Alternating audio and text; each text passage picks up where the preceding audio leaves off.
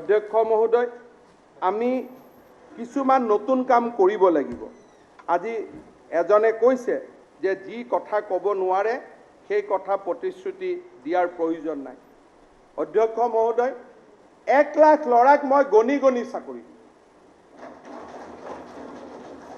और সেইদিনাখন 1 लाख लड़ाक एपइंटमेंट दिया मिटिंगखনৰ विरोधी दलपति डांगरियाको विशिष्ट अतिथि हिसापे निमंत्रण गणि गणि दिन এটা গন্তিও গন্ডগোল নহয়। কৰবাৰ এজন বেছি হ'ব পাৰে কম নহয়। অধ্যক্ষ মহোদয় মাইক্रो ফাইনেন্সৰ লোন মাফ কৰিম বুলি কৈছো তো কৰিম লাগিলে আমি দৰমহা নলওঁ কৰিবই লাগিব কাৰণ অসমৰ সহজ সৰল জনজীৱনক দিয়া প্ৰতিশ্ৰুতি আমি আখৰে আখৰে পালন কৰিব লাগিব। তাত কোনো ডাইলিউশন হ'ব নোৱাৰে। আজি কোনোবাই কৈছে এক্সপ্ৰেছ হাইৱে কিয় নহল।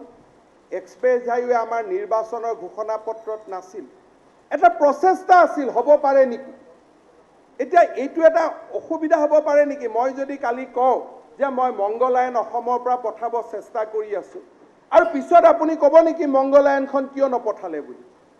ব্ৰহ্মপুত্ৰ দুই পাৰে এক্সপ্ৰেছ হাইৱে কৰা সম্ভৱ নহয় কিন্তু কল্পনা এটা ৰাখি থৈ গল সেই কল্পনাটোক আগুৱাই লৈ লৈ গৈ গৈ আমি নিশ্চয় কেতিয়াবা সেই অসাধ্যকো সাধন কৰি কিন্তু কতোটো কোৱা নাই যে 3 বছৰৰ ভিতৰত এক্সপ্ৰেছ হাইৱে আমি বনাই দিম সেই শব্দটোতো কতো আমি কোৱা নাছিল কিন্তু আজি বৰাকৰ বুকুত খনন হৈছে আজি বৰাকত ড্ৰেজিং হৈছে আজি মথাউৰি সমূহে নতুন প্ৰাণ পাইছে।